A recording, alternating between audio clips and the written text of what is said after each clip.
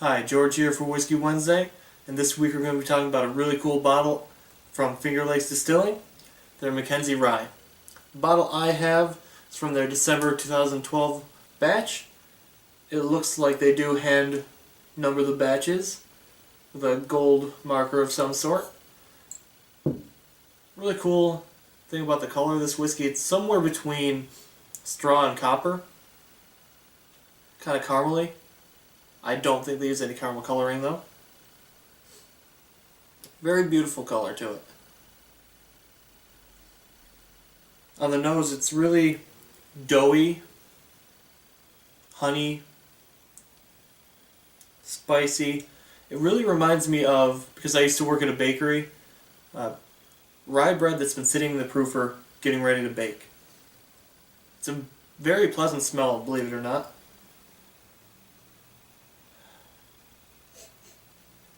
Let's take a taste, shall we?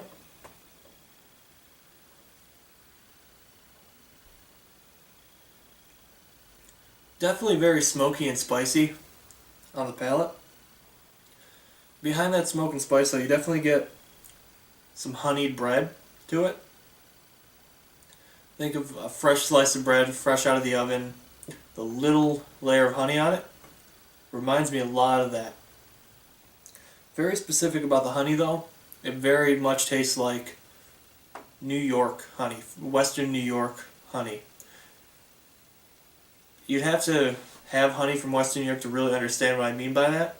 But of course, because of the different climates and flowers and other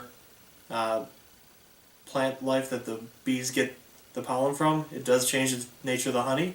So you have to really try it to see what I mean there.